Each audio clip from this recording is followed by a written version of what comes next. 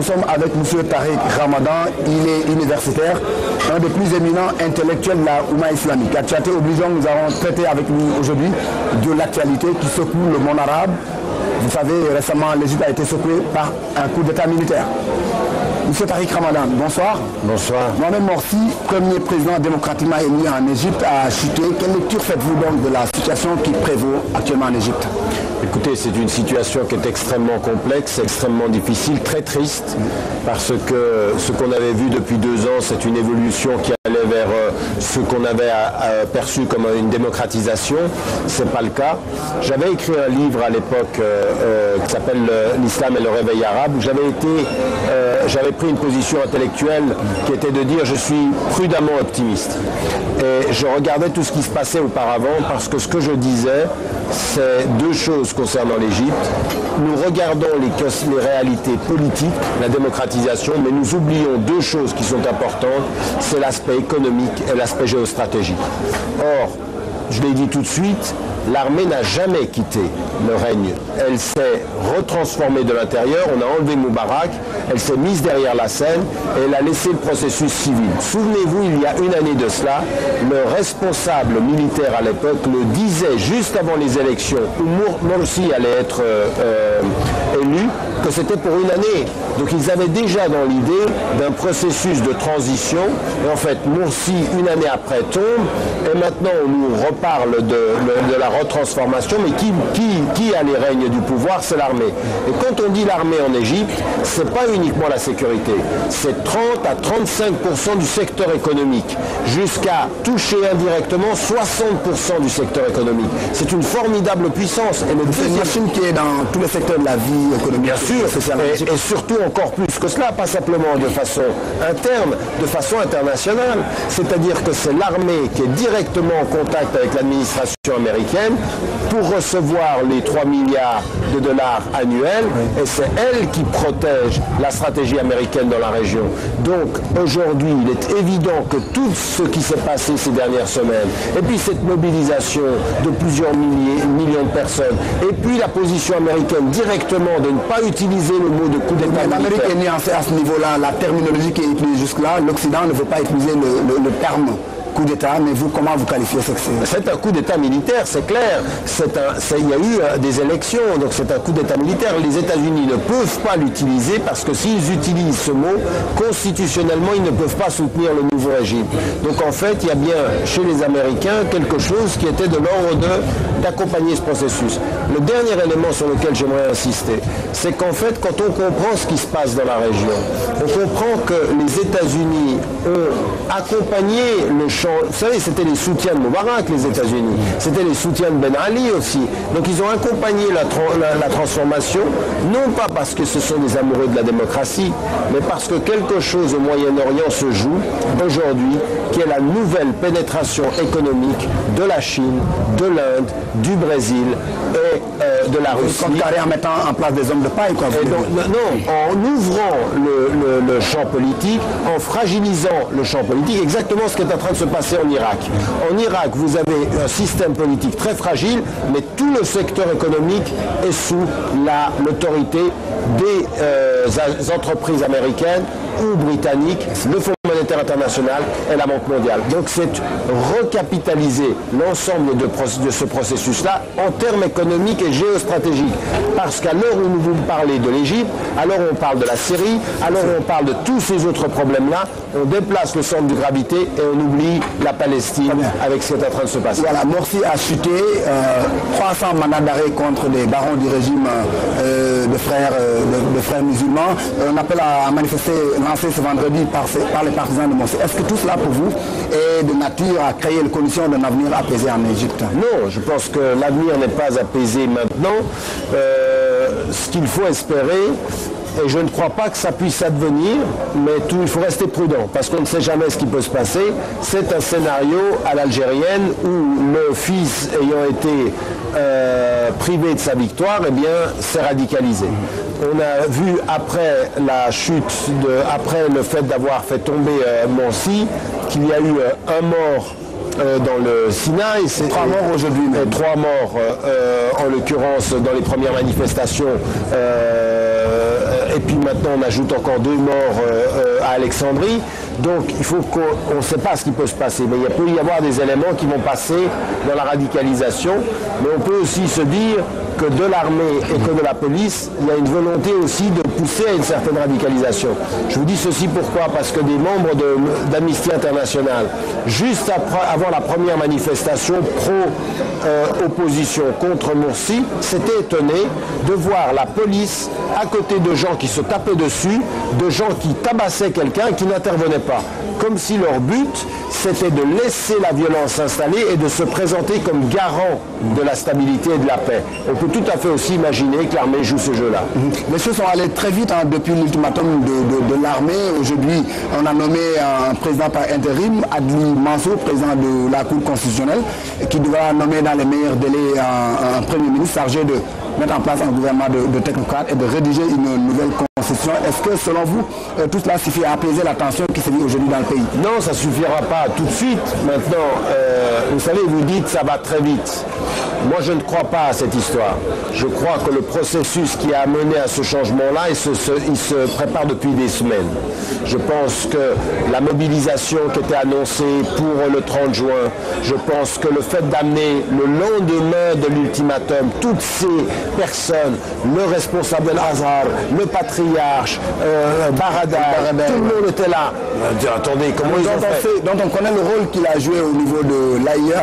Exactement, et en l'occurrence, dans mon livre, je mets en évidence ses relations avec l'administration américaine. Contrairement à ce qu'on pense, il n'est pas en opposition, il a une grande admiration pour Barack Obama. Au départ, ils sont liés. Donc en l'occurrence, là, on est dans quelque chose qui est un tout petit peu plus complexe. Donc dire ça s'est fait en 48 heures, je ne le crois pas. Maintenant, il a été préparé pour ça.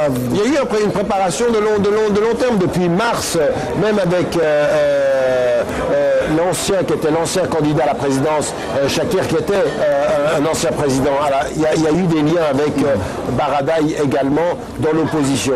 Et tout à coup, on le prend lui, comme par hasard. Alors que lui, en 2008, il est aux États-Unis et il rencontre les jeunes du mouvement du 6 avril en 2008 aux États-Unis, qui sont eux les responsables du début de la mobilisation contre le président. Il y a quand même des choses qu'on ne dit pas. Derrière la scène, l'administration a établi des connexions avec la CIA américaine. C'est pas un homme des Américains. C'est un homme des Américains, mais même du département d'État américain qui dit qu'il faut qu'on continue à laisser penser qu'on est en opposition avec lui. Parce que comme ça, c'est notre meilleur allié. Plus il apparaît aux Égyptiens comme anti-américain, plus il donne l'impression d'être autonome. Tout ça, c'est un jeu qu'on connaît. C'est pas nouveau. Tout ça, c'est les techniques américaines. Donc vous ne serez pas surpris que demain, il devienne président d'Égypte? Pas du tout. Je ne serais pas du tout surpris qu'il devienne le prochain président et que ce soit lui qui représente la société civile. Donc ça, c'est un premier élément. Ce que vous demandiez, c'est est-ce que tout ceci est de nature à apaiser? Vous savez, moi, ma position, elle a été, au moment où j'ai vu comment ça allait, d'appeler le président Morsi à démissionner. C'est-à-dire, avant qu'on le fasse tomber, qu'il démissionne, en appelant les autres partis à une alliance nationale. En fait, qu'est-ce qu'il... Parce que ça devenait... De toute façon, il a commis beaucoup d'erreurs. Le président en action a commis l'erreur de s'appuyer beaucoup trop sur la seule organisation des frères musulmans. Il a commis l'erreur de ne pas consulter. Il a commis l'erreur de prendre des positions unilatérales. Et puis surtout, de ne pas avoir de politique avec des priorités sur la question sociale. Ça dépend aussi de la diversité. Bien sûr, mais qu'il y a un vrai problème. L'histoire de la minorité copte. Exactement. Bon, il a essayé de s'ouvrir, mais en même temps, il y a eu d'énormes maladresses. D'ailleurs, pour moi, je vais vous étonner, mais la première grande maladresse, c'est de s'être présenté aux élections. Mais ça, c'est une autre affaire. Je pense qu'il y a une erreur stratégique majeure ici. Mais la question pour moi, c'est que en présentant sa démission et en ouvrant le jeu, il aurait évité ce qu'ils... Parce que là, à l'heure où vous parlez, 300 personnes, membres des frères musulmans, entrent en prison. Lui, il est arrêté. Et donc, en l'occurrence, là maintenant, l'armée se donne les moyens de recomposer. Mais de quoi tout cela dénote-t-il? On sait que c'est des gens, au début, qui avaient opté pour le fondamentalisme, et retour la lutte armée, qui avaient finalement abandonné la lutte armée. Est-ce qu'aujourd'hui, ils ne peuvent pas être amenés à la faveur de ce qui se passe, de reprendre les armes? Non, là il faut qu'on soit très très précis. aussi parce que l'histoire des frères musulmans, c'est le contraire. L'histoire des frères musulmans, quand ils commencent en 1928, jusqu'en 1955, il n'y a absolument pas eu de violence. C'est un mouvement qui était légaliste, qui s'est présenté, que Nasser, et c'est là que ça commence le problème avec l'armée, il a intégré pour les utiliser pour pouvoir venir, pour devenir président. Donc il a utilisé ceci, lui. Donc il est devenu président et ensuite il les a laminés, il les a réprimés et une partie s'est radicalisée dans les prisons. Et ceux qui se sont radicalisés sont sortis des frères musulmans et ont créé la Jama'a Islamiyya, c'est-à-dire une autre organisation qui est sortie. Donc elle est connue, la position des frères par rapport à la violence. Ce n'est pas un mouvement violent. Toute la question est de savoir, est-ce qu'il y a moyen, en faisant ce qui vient d'être fait, de radicaliser une partie, ou est-ce qu'une partie va se radicaliser? Qu'est-ce qui est l'option la plus plausible aujourd'hui? L'option la plus plausible, c'est qu'ils ne vont pas se radicaliser, mais qu'on ne peut pas ne pas imaginer que quelques groupuscules, quelques personnes ne vont pas aller dans ce sens-là. Le problème, c'est qu'ils devraient comprendre qu'en se radicalisant, ils confirment le rôle de l'armée.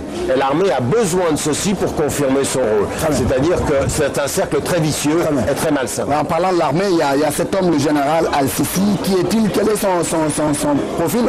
On sait qu'il a déposé quand même celui qui l'a nommé à ce poste. Voilà, alors toute la question c'est qu'on présentait Morsi comme totalement autonome dans ses choix. En fait, il a choisi un homme qui était un homme qui vient de la deuxième génération et c'est ça le vrai problème. Vous savez, un jour je discutais avec Henri Guénaud à une émission de télévision en France, le conseiller de Sarkozy, qui me disait que la première ce qu'on a appelé la première révolution en 2011, en fait lui il l'appelait un coup d'État. Il disait que c'était un coup d'État militaire à l'intérieur de l'armée, c'est-à-dire qu'on a écarté les pro-Moubarak et qu'il y a une deuxième génération qui arrive. Morsi, ce qu'il a fait, c'est qu'il a nommé la deuxième génération. Et cet homme-là, qui est plus jeune, il vient et il fait partie de la deuxième génération. Mais qui l'a formé? D'où il vient, Sisi? Toute sa formation est américaine. Toute sa formation, elle vient de l'entraînement militaire américain. Et c'est quelqu'un qui est lié et dont le pouvoir militaire aujourd'hui, qu'on arrête de nous dire qu'il est complètement indépendant. Toute personne qui pense que les militaires égyptiens sont indépendants ne comprend rien à toute l'histoire de militaires depuis les années 50. Juste une autre chose que j'aimerais vous dire. En 1955, un coup d'État, il y a un attentat contre Nasser est fomenté et Nasser se retourne en disant c'est les frères musulmans, il les met tous en prison. Un des militaires qui participait à la réunion dit 35 ans plus tard, j'étais à la réunion où les conseillers américains ont mis en scène cet attentat pour faire monter la popularité de Nasser et mettre en prison les frères musulmans. Donc la relation avec le pouvoir égyptien, elle est très longue. Ce sont là des liaisons dangereuses. Hein? Est-ce que vous allez jusqu'à dire que Al-Sisi est porteur quand même d'un projet américain qui devrait mettre en place quand même quelqu'un de la Maison-Blanche? À mon sens, ce qui se passe aujourd'hui en Égypte n'est absolument pas en dehors du contrôle américain. Très bien. Je pense que les Américains savent très bien ce qui s'y passe et que ce mouvement-là parce que même les frères musulmans ont accepté de discuter avec les Américains, mais ça, ils ont été naïfs. Ils ont pensé que les Américains, en les plaçant là, allaient tout accepter d'eux.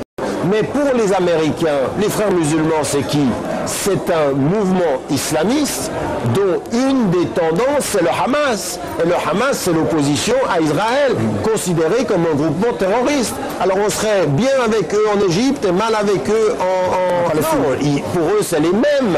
Et ils savent très bien quelles sont les positions. Ils ne leur font pas confiance. Mais les frères musulmans, qui ont été pendant 60 ans dans l'opposition, ont pensé avec les élections que c'était acquis. C'était extrêmement naïf. Et là, ils ont commis des erreurs. Moi, j'ai été très critique sur leur positionnement. Je suis très critique même sur leur projet politique en Égypte. Je l'ai dit et je l'ai répété parce que je pense que de ce point de vue-là, il faut qu'on soit critique.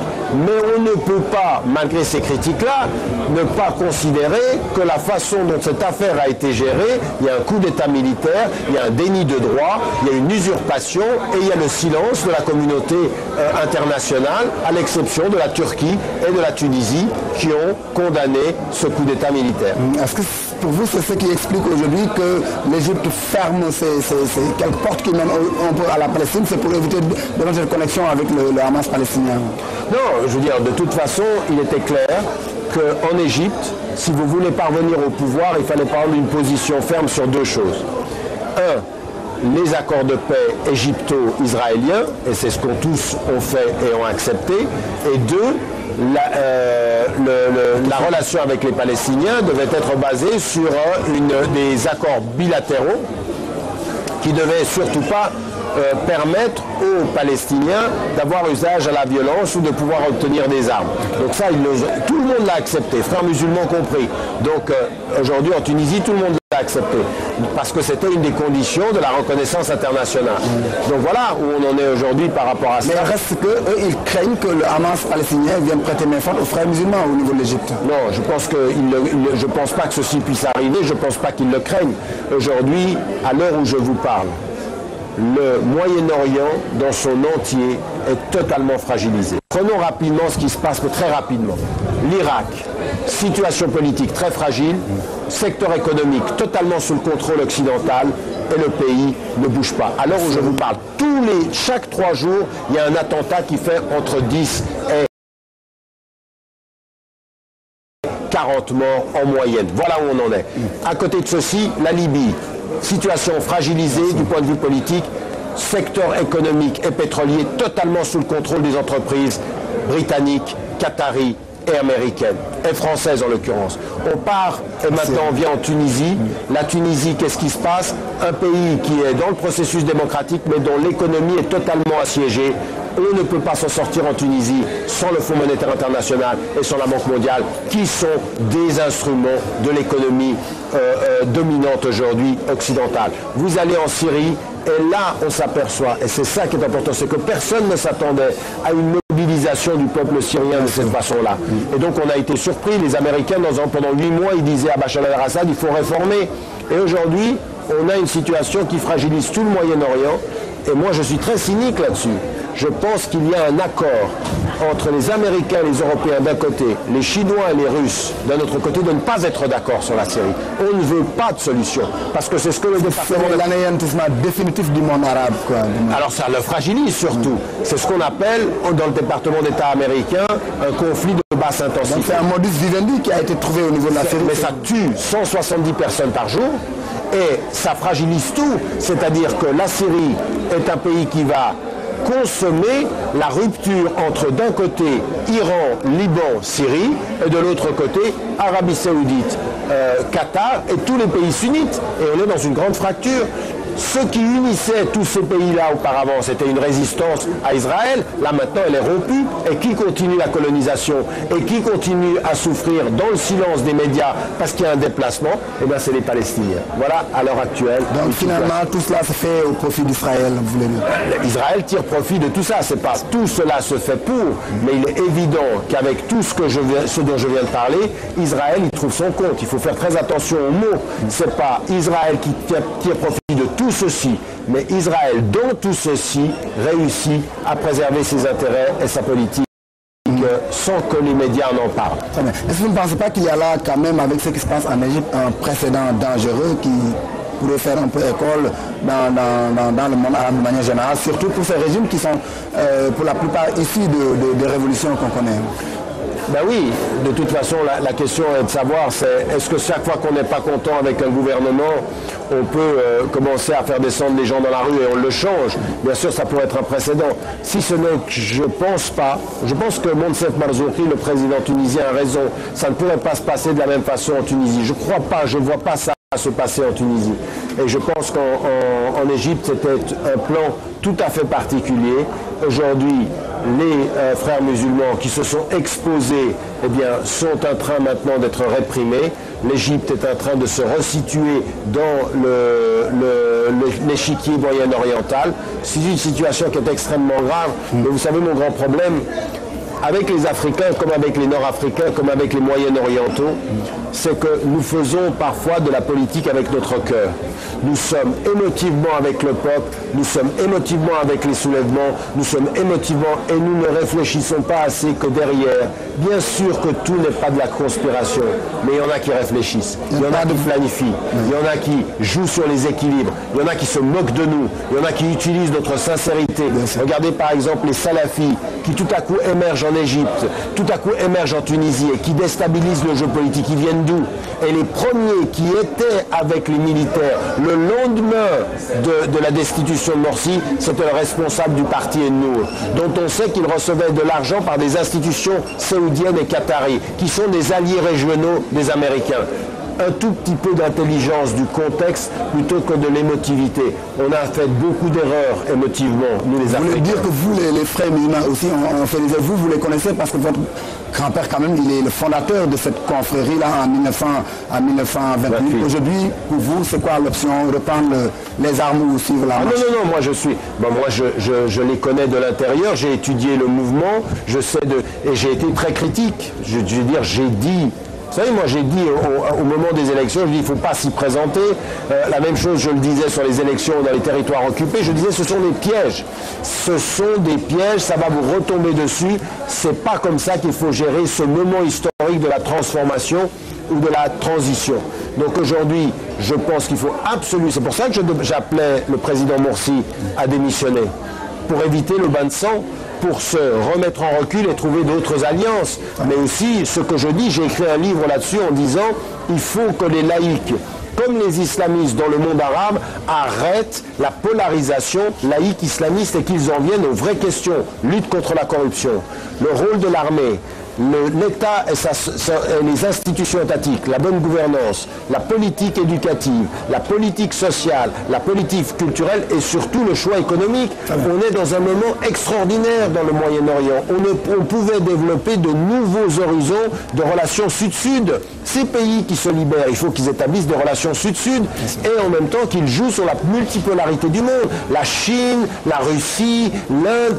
C'est pas parce que ce sont de meilleurs modèles. Il reste quand même que les choses ne peuvent pas être aussi fluides que la rue le pense, parce que c'est des gangrènes quand même qui datent de décennies. Je pense que la rue a été naïve, que la rue, elle a pensé qu'en faisant tomber Moubarak, tout était, on avait gagné, Ben Ali, et ils ne se sont pas rendus compte aussi qu'il y avait d'autres intérêts en jeu. On a trop pensé les soulèvements en termes politiques, on ne les a pas compris en termes économiques et géostratégiques, pas assez. Et aujourd'hui, pour vous, c'est quoi l'avenir du monde arabo-islamique de manière générale? Écoutez, déjà, c'est ce que je vous disais, qu'on soit moins émotif et beaucoup plus rationnel dans notre analyse, que la société civile, que les intellectuels, que ces jeunes aujourd'hui fassent une lecture un tout petit peu plus complexe, qu'on ait une société civile qui se mobilise. Et puis je suis très partisan du pouvoir du contre-pouvoir. C'est-à-dire que dans le contre-pouvoir construire, la multilatéralité, c'est ce que je disais. Encore une fois, les systèmes capitalistes chinois ou indiens ne sont pas meilleurs que les Américains, mais ils nous permettent une multipolarité. En jouant sur les alliances, vous protégez votre autonomie et ensuite des relations sud-sud qu'il faut avoir.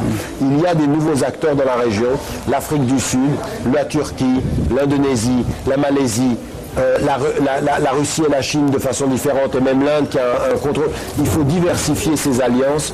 Et puis, je pense que chacun d'entre nous, ça c'est aussi une chose qui est importante, j'insiste, c'est que en sortant de l'obsession politique, en considérant l'économique, il faut aussi que nous ayons une vision de l'éthique politique. Et ça fait partie aussi de notre identité. Je pense aujourd'hui qu'il faut que les peuples aillent chercher aussi la fierté de leur histoire, la fierté de leur mémoire et même la fierté de leur spiritualité. Il ne faut pas que la religion étouffe le politique, mais il faut que l'éthique oriente la politique, les vraies questions de finalité. Ça, c'est ce qu'il faut qu'on pose comme question sur l'éducation, sur les femmes, sur la question de l'État aujourd'hui dans le monde global. Nous sommes loin de ceci, mais tout ça c'est possible. Mais quand on regarde la géopolitique, on sait que tous les pays musulmans forts ont été anéantis de manière générale. Là, il reste que la Syrie et l'Iran Oui et non, je veux dire, ils ont été forts, c'était des dictatures qui étaient fortes, mais la société était très très fragile. Donc aujourd'hui, on est vraiment dans le délitement. Maintenant, toute la question est de savoir, c'est qu'on s'aperçoit que les relations économiques n'existent pas, il n'y a pas de relations économiques sud-sud, on passe par les institutions, on passe par le nord, donc on est dans une crise très très très profonde. On ne peut que rebondir parce qu'on est tellement en crise qu'on ne peut qu'espérer le fait de rebondir. Mais il faut passer de l'indignation de ceux qui disent non aux dictateurs à la conscience de ceux qui ont un projet, qui ont une vision et qui ont une vision qui cesse les polarisations, qui cesse le populisme, qui cesse de dire les laïcs d'un côté contre les islamistes et qui pose des vraies questions des sociétés majoritairement musulmanes. Comme les vraies questions de la situation au Sénégal. C'est la corruption, la politique éducative, c'est tout ça dont il faut qu'on parle aujourd'hui. Regarde ce qui se passe en Égypte aujourd'hui, de ce qui s'est passé. Est-ce qu'on peut dire que le pouvoir est désormais, la force est désormais dans la rue arabe? Non, je crois qu'elle l'est circonstanciellement, parce que là, ils sont descendus, mais le vrai pouvoir aujourd'hui et les acteurs les plus habiles de toute la politique en Égypte, c'est l'armée. Très bien. Et l'avenir en Égypte? L'avenir est extrêmement préoccupant. L'armée peut vraiment taper très très fort. On a vu que des administrations internationales demandent à ce qu'on fasse très très très attention. Il n'y a pas une guerre civile là-bas? Je ne pense pas qu'une guerre civile soit possible, mais la blessure est profonde et la réconciliation va être extrêmement difficile en Égypte. Donc ça va être un long processus. Je vous remercie. Je rappelle que vous étiez au Sénégal dans le cadre du CIMA. Vous étiez dans la dernière ligne droite des préparatifs du prochain colloque. Tout à fait. On a le colloque des musulmans dans l'espace francophone qui aura lieu le 23, 24, 25 et 26 août ici.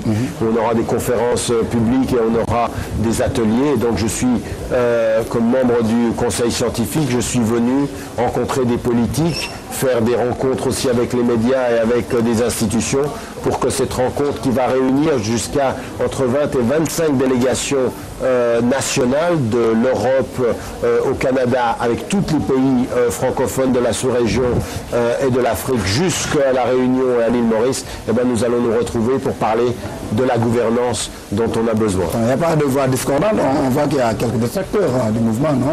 Non, il n'y a pas de voix discordante. Il y a une seule voix qui a été discordante, qui vient d'un jeune chercheur qui se trouve à Saint-Louis, qui a l'impression qu'en m'attaquant, il se fait de la publicité. Et quand je l'ai rencontré à Tunis, il est venu s'excuser.